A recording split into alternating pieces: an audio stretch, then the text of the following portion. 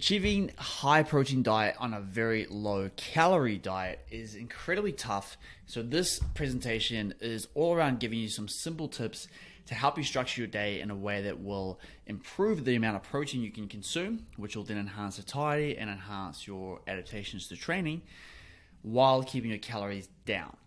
So 5 tips for protein success. Number 1, protein needs to be at the center. Okay, so we've discussed this before in regards to the plate model. You can see here on the top right, you've got a plate model here, and it's showing that, on the half of the plate on the right, it's all your vegetables, generally low calorie density, high volume vegetables here. You can see they've got like berries, they've got oranges, there's green beans there, zucchini, stuff like that. That's half of your plate, so really filling your plate up. Quarter of the plate there is your lean proteins, but generally you can see that as you go into where it says weight management, it's going to be a little higher in lean proteins. So as we go into more of a fat loss phase, we do have to start to reduce calories from somewhere. And generally a good idea is to reduce that from fats and or carbohydrates. You can see here a slight reduction in the whole grain section will allow you to increase the protein section slightly. So it's just about biasing that plate to have more protein. So you need to center every single every single meal around protein. There shouldn't be any low protein meals in your day. You shouldn't be having any meals where you're like, oh, that one only had 10 grams of protein. That can't happen when you're trying to achieve a high protein diet with low calories. You have to make sure that every meal is structured and pre-planned, and you know that it's going to be hitting at least 20-25 grams of protein for that meal. So that is tip number 1, splitting your daily target into 3 to 4 different meals. For example, 100 grams of protein split into 4 different meals, 25 grams at each meal. You need to know that ahead of time. If you don't plan for that, you're going to get caught out with a low day of eating or low day of protein, with around about the same calories, which is fine for fat loss. But if we're looking for those body composition changes as well as in improving lean tissue, then we are going to need to plan for that protein. Now, my head is going to be in the way here. Bias protein efficiency. So selecting 2 to 4 go-to high protein per calorie sources. So we've covered this many times, ensuring that the majority of your protein throughout your week is high protein density. It's high protein per calorie. It's not per gram, it's per calorie. So how much protein am I getting for the calorie cost of this food?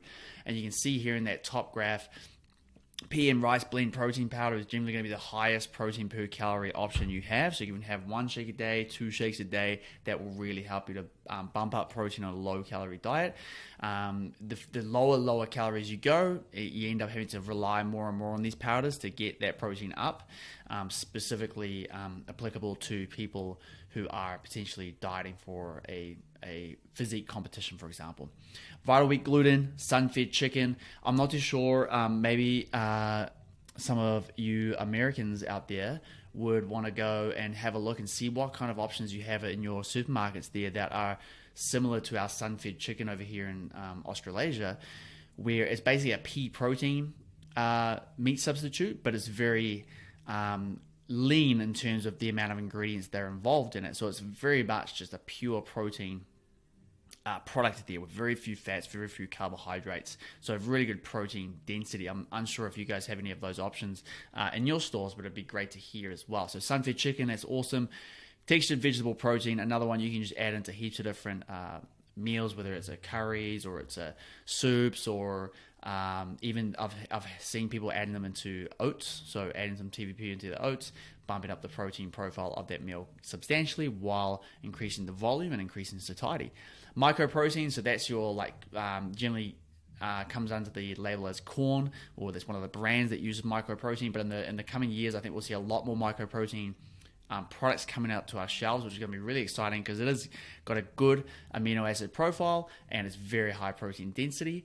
And then we've got our legume pastas, so like your black bean spaghetti, edamame, fettuccine, your red lentil, penne pasta. All of these options are awesome. So these are some ones that you can start and look at.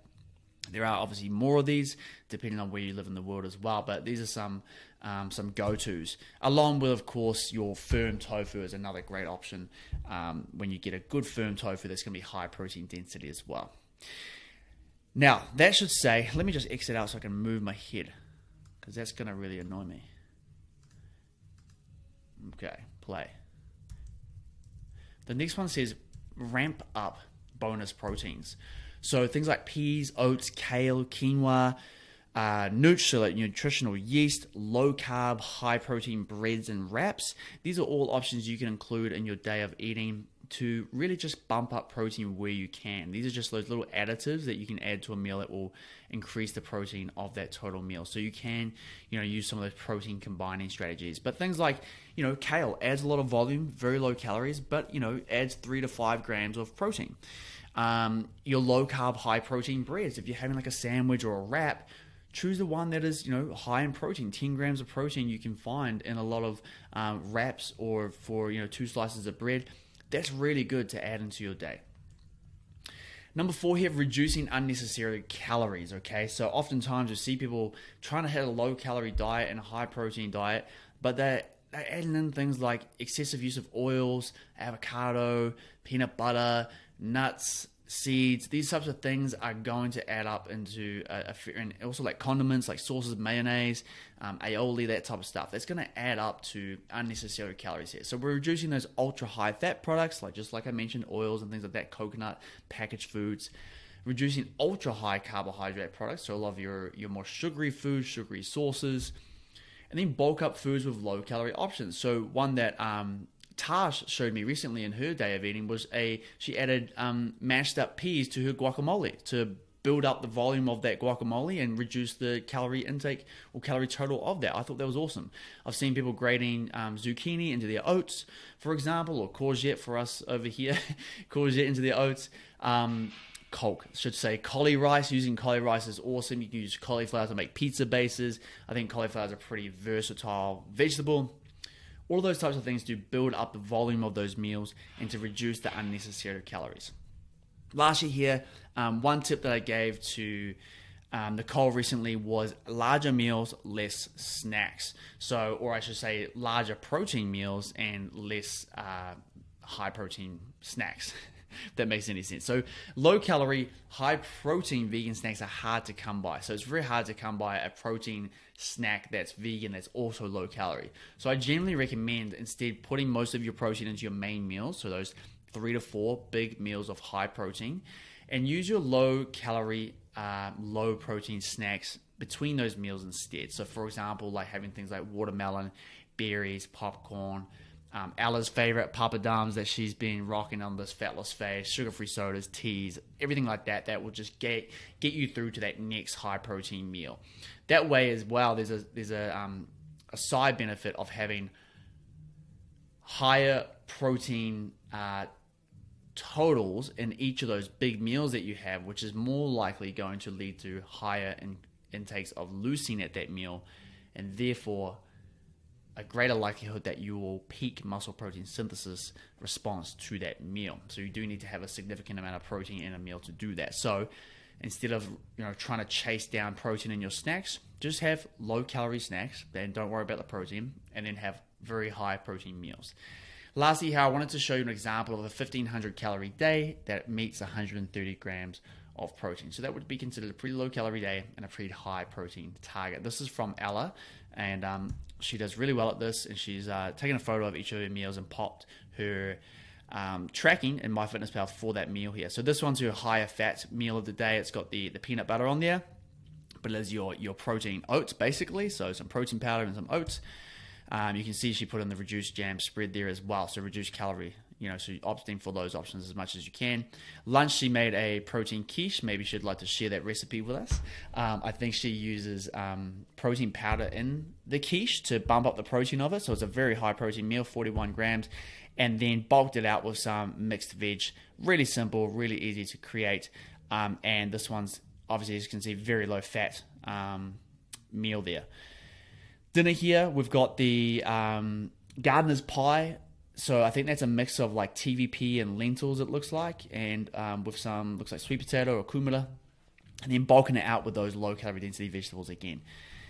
And then the snacks here, as you can see, generally low protein. So we've got seaweed. That's another one I mentioned, as seaweed snacks are great.